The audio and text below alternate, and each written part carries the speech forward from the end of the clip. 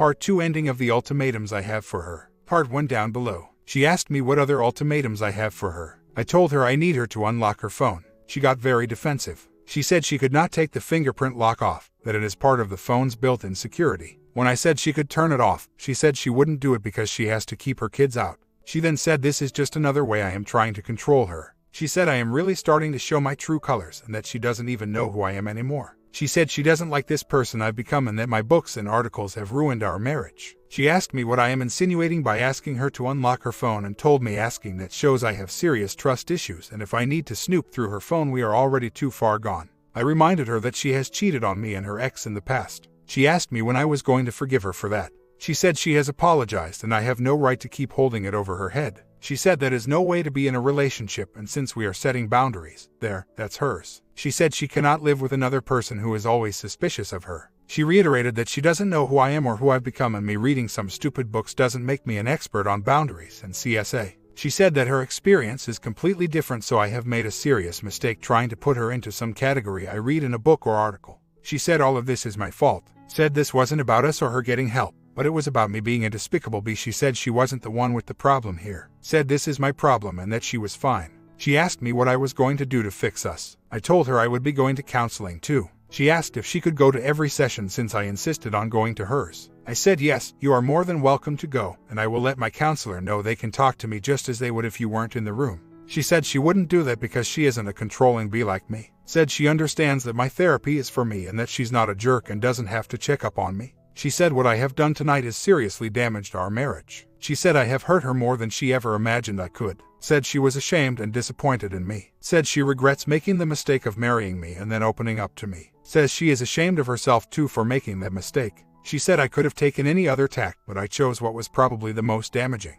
We talked until 2:00 a.m. At the end, she called me a sanctimonious a jerk. Said this was about retribution not love and that I don't love her. As we were lying in bed she said, we are in a predicament, now aren't we? I asked what she meant. She told me with my ultimatum and she is promising she will not be controlled by me. Throughout the conversation when she would ask me what made me such an expert, or questioning why I am doing this, I would tell her that I am going based on our past 2.5 years, and what she has said to me the last few days. She would then say the things she said the past few days weren't what she meant. She said she has had time to think through her feelings and now she realizes she doesn't tune out or go someplace else in her head. Said I need to think about a way to repair the damage I caused and how badly I've hurt her. As usual, she left me questioning my own sanity and wondering whether she's right and I took the wrong approach. There was more, here and there and in between, but again, it was a 5-hour discussion from 9 p.m. to 2 a.m. so I only hit the highlights here. At this point I don't know where she stands on the counseling issue. This morning she sent me her passcode and told me the fingerprint lock on her phone could be bypassed.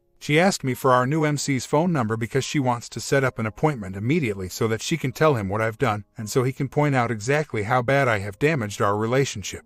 I started recording our conversations last Friday, or as often as I can because I realized what she is saying is so unbelievable sometimes. I need people to believe my side if the need ever arises. I have to be honest, I didn't expect the level of attack and hate I saw in her eyes last night. It was truly Jekyll and Hyde. Before I told her what I needed, she was sweet, loving, affectionate.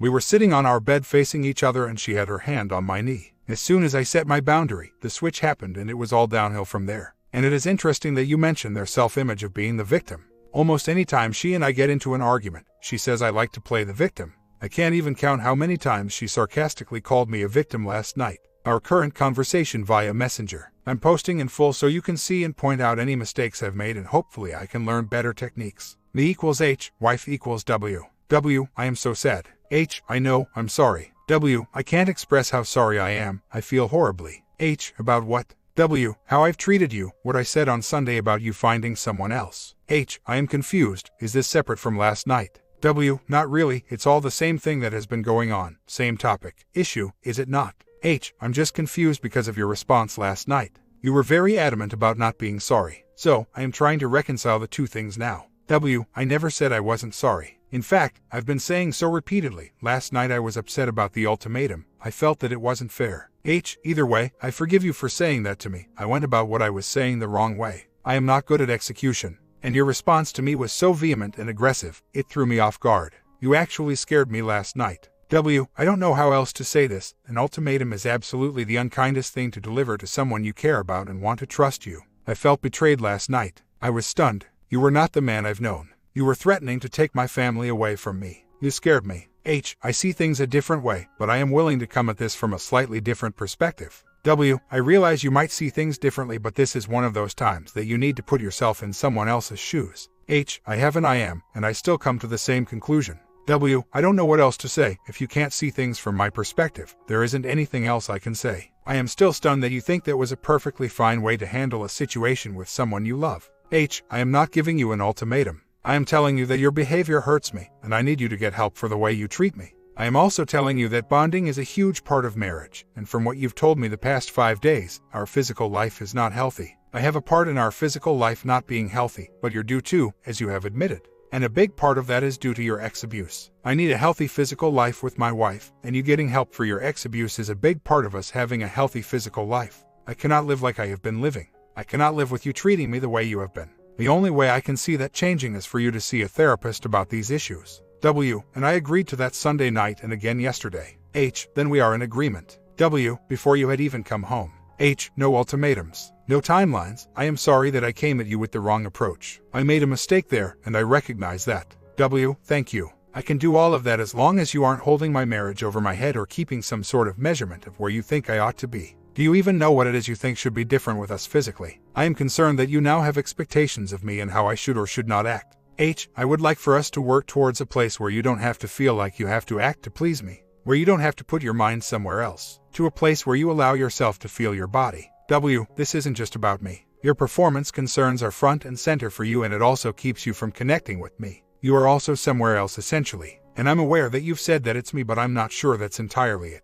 You've also said before that you've had problems like this before. H. I will work through my issues just like I am asking you to do with yours. W. If I have things that need to change, then you do as well. Part of my reaction to you is based on the things you say and do. H. You seem to be missing all of the times that I have said that I know I have a part in this too, and that I am ready to do what I need to do. W. No, I haven't missed it. The conversation has been all about me though. There has been no discussion about you other than to make that statement, and that's it. H. I keep asking you, what about me? What about me? Your response has been nothing. H. Except that you are not a jerk like me. H. So, you aren't giving me ultimatums. And that isn't a helpful response. So, I have tried to steer the conversation in a direction that we can talk about what I can do to be better. You have refused to engage in that discussion. W. I haven't. Sunday the discussion was about me and what has been going on with me. Last night was about me again and your expectations. Other than to say that you will be getting help as well, there was no discussion about that.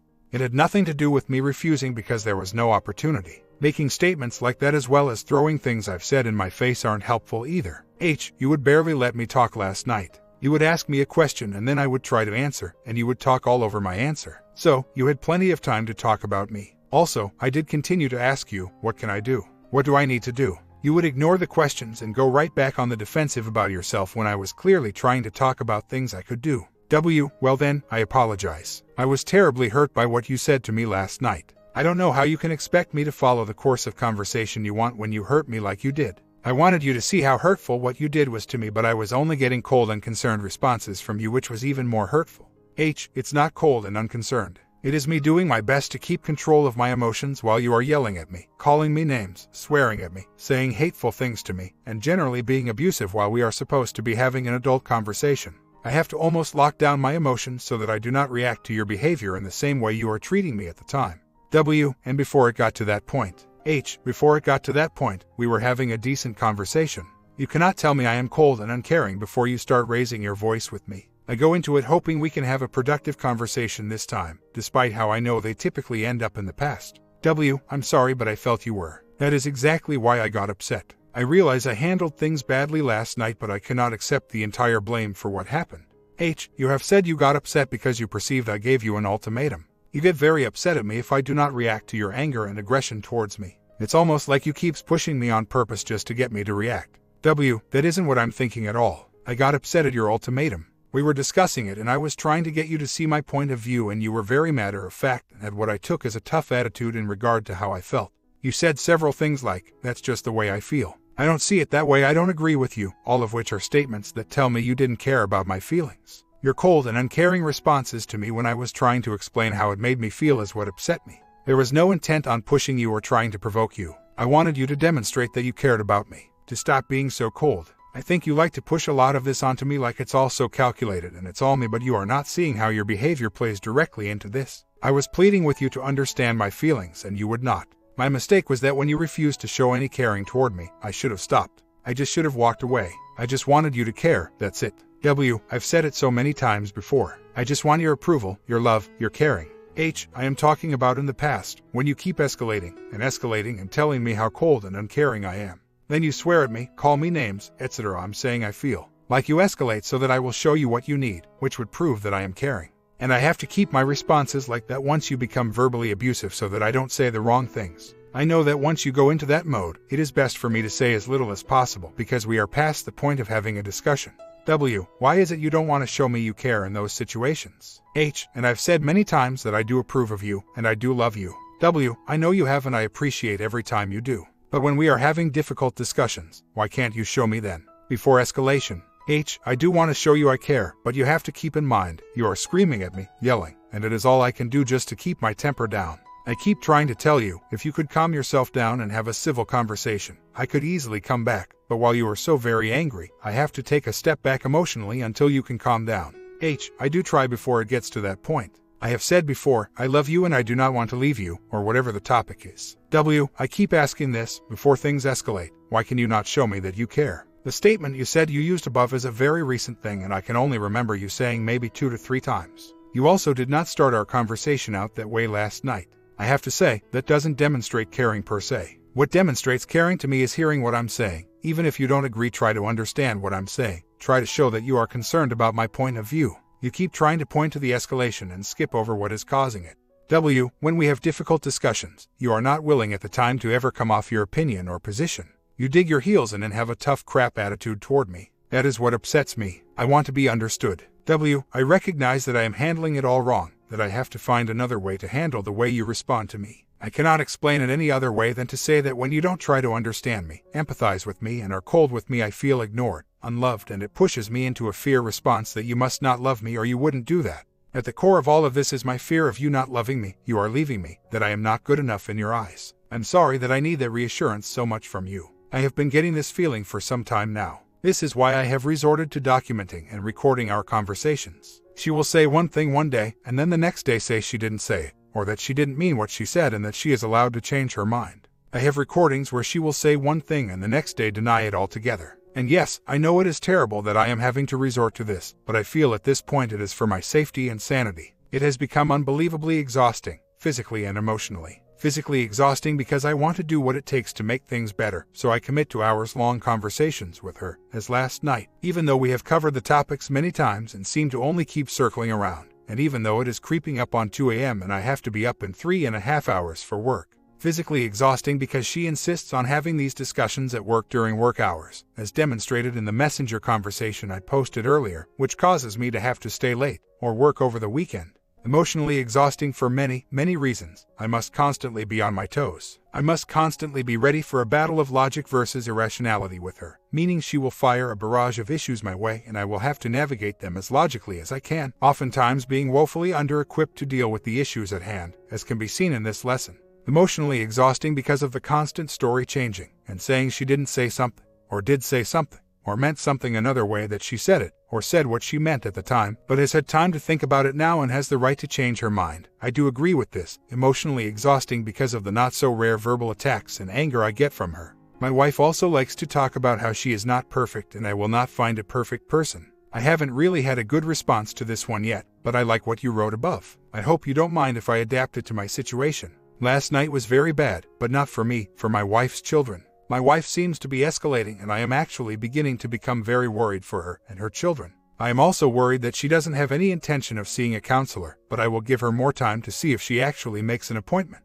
She is becoming more angry, more prone to outbursts. The frequency of these types of events is increasing. She has begun treating her children the way she has been treating me. This is what happened last night. As I've mentioned in previous threads, her children are difficult. Both have ADHD, as well as trauma-related behavioral issues stemming from their parents' marriage and subsequent divorce. Her children are 13, boy, and 6, girl. My wife's daughter simply won't mind. She will not do as she is told. It is more than just being stubborn. She will just outright refuse to do things she is told to do and there is no getting her to budge. Going through the bedtime process is always an ordeal. The last few weeks have been particularly problematic. Last night it took my wife 2 hours to get her to finally shower, in pajamas, and in the bed. I was downstairs exercising as I usually do when they are doing their bedtime routine. I received a text from my wife that she needed help. At the time I didn't know what she needed help with, but I told her I would be right up. I had a feeling what it was about though. As I am coming up the steps, I can hear them yelling at each other. As I walk into her daughter's room, her daughter is on the bed covering her mouth, crying, backing across the bed to get away from my wife, and refusing to get dressed.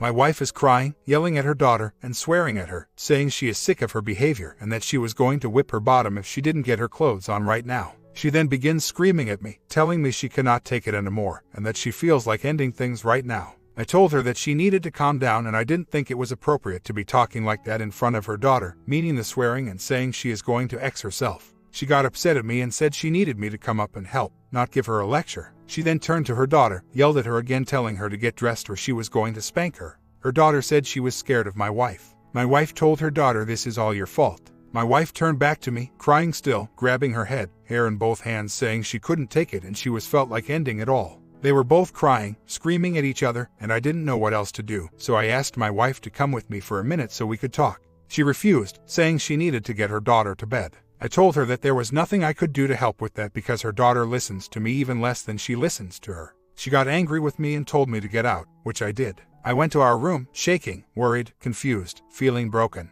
I feel like I am starting to lose myself. When she finally came out of her daughter's room, we had a brief discussion before my wife fell asleep. She asked me how she should handle that situation because nothing works with her daughter. I told her that I do not know how to handle the situation because I understand she is in a difficult spot where her ex-husband will try to take her kids away if she disciplines them incorrectly. I told her that she should try remaining calm with her daughter, and if she doesn't do as she is told, do not indulge in her tantrums. If she continues, she needs to lose privileges, and my wife needs to stick to the consequences because she has a habit of saying she is going to take away games, iPad, etc., and then doesn't do it. She said that she can ask nicely and her daughter won't listen and then resorts to yelling. She told me she wished she could control what she said, but that is the way she was raised and that she won't be able to stop. I also told her she should not swear at her daughter like that, or say she was going to X herself, especially in front of her daughter. She agreed that she shouldn't say those things to her daughter, but that she says them out of exasperation. It is not necessarily new. The anger and verbal abuse really started getting serious after she and I moved in together in late December of 2014.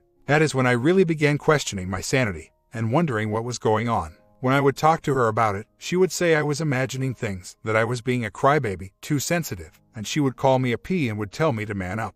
I began seeing a therapist in early 2015 because of the issues that were beginning to crop up. This is when I first started asking her if she and I could find a counselor together before we got married. She wouldn't go. She said she was embarrassed that we weren't even married and already needed MC. I finally just ended up going for myself. I was telling him about her phone, her hiding things, lying, being very secretive. I only went to a few sessions and his advice was that I should reconsider my relationship with her. She would ask me how my sessions went and I would tell her honestly. From there she was full on discrediting him for various reasons, but mainly she said because he was Christian and she didn't like how he was trying to break us up. I take responsibility for allowing her to talk me out of going back. Since she and I got married, the situation has gotten exponentially worse. She has been storing away money since she and I have been together. It is her backup plan just in case she and I don't work out. I started doing the same a few months ago, which I mentioned in another thread. She and I have separate bank accounts that we use as our own play money. We have a joint account for bills. I own a house, but it isn't in her name. I am in the process of selling it though and should do well since there is quite a bit of equity. I'm not sure how that would work though, if I would need to split it with her since she and I are now married. I'll have to look into this. I have paid all of my credit cards down, so I am good on debt, aside from student loans and my mortgage payment that is being taken care of by tenants. We are not fighting because we are not discussing any of the issues that will cause an argument. Everything is superficial right now. I mentioned this in my previous post about how she and I cannot seem to get along, but almost any discussion can lead to an argument if it isn't about rainbows and unicorns. We simply do not seem to have the capacity to talk about tough subjects without getting into an argument. Ironically, people tell me that I have the choice not to engage in an argument, and I don't anymore, but that has only led to a different argument. The peace didn't last long. She has been making remarks that she thinks I am cheating on her with my new administrative assistant here at work. I hired 2 new people, one is my accounting assistant, male, and one is my admin assistant, female. Anytime we hire anyone new at my company, I take them out to lunch, but I know not to take a female out alone, so I bring another person with us. Yesterday I took both of my new employees out to lunch, so it was me and my male accountant and female admin.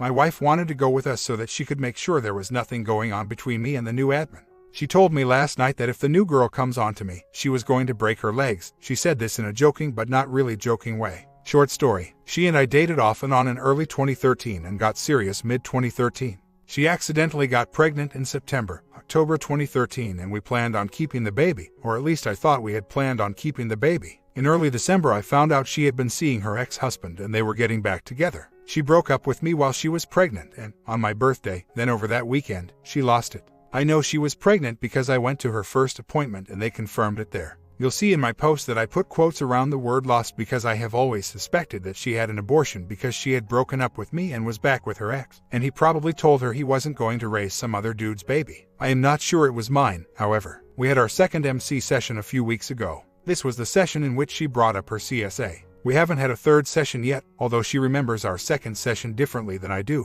She says that our counselor referred us out to someone else, saying that she and I need a more intensive approach right now than a few one-hour sessions can give us. This was the part I was talking about in this thread when I mentioned he recommended a weekend couples retreat. I don't think he meant for us to stop seeing him, but she believes that is what he meant, so I need to get clarification from him on his exact intentions. 1 year later, my wife and I have been together about 4.5 years and married just over 2 years. This is the second marriage for both of us, and we both have 2 children from our previous marriage. We've always had a tumultuous relationship that I've discussed in previous posts from 2015 and 2016. Things got better in late 2016 and 2017 had a much more positive outlook. That is, until I lost my executive, high-paying job of 5 years in February of 2017. Company was sold, no fault of my own. Things began to go downhill fast after that. After losing my job, my wife became very concerned for our financial future, understandably. We discussed many options and possibilities. I began looking for another position immediately, but we had 6 to 8 months of savings to sustain us, and my wife also makes mid-100,000 at her job, so things weren't dire at that time. I have owned my own successful business before, and I told my wife I had an interest in starting another business. She expressed her concern with this idea, basically telling me she didn't want to take the risk because she was used to a certain lifestyle and didn't want to lose it. In one of our conversations, she actually said to me, "I'm afraid of losing all this stuff," as she pointed around the room. Because of her apprehension, I decided not to pursue self-employment.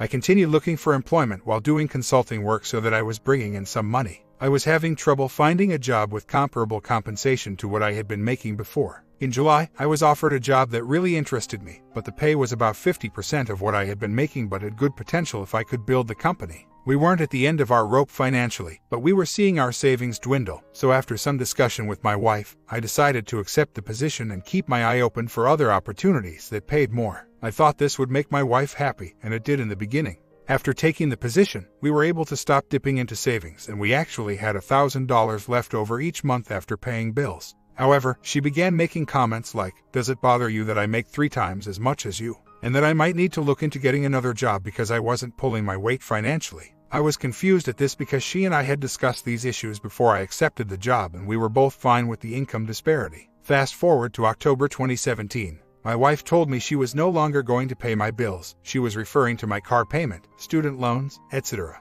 and that she was tired of supporting me and my kids and wasn't going to do it any longer. She said she was tired of being used for her paycheck and didn't want her money going to pay for my bills. I was hurt because I supported her and her kids when we were dating and helped her get back on her feet after her divorce, and now that I was down, she wouldn't support me. Long story short, she pulled all of the money out of our account, checking and savings, deposited it into her personal account, then began moving towards separation. She purchased a house in early December and is moving out of our home December 30th. That's the backstory, but here's the real reason for the post. I know this is a good thing, given what she and I have been through, see my earlier post. So I'm not fighting the separation and divorce. I'm actually looking forward to it and positive about my life once this mess is done. My problem is, now I find myself extremely cynical about love and romance. I am not interested in a relationship anytime soon, but I don't know that I can ever be married again. I now have a complete lack of trust and don't think I can ever put my life and my decision-making ability in the hands of someone else. I also find myself thinking things like, "Don't do it," when I see happy couples on TV talking about getting married. In a nutshell, the whole idea of love, romance, and marriage seems like a sham. I've never been like this and don't want to be, but it's where I am now after the person in my life that was supposed to pick me up when I am down decided to drop me when I needed her the most. My comment, you certainly don't ever have to get married again if you prefer not to. Doesn't mean you give up on women or relationships, just means you date and or cohabitate. Nice thing about life is you design it whatever you're comfortable with.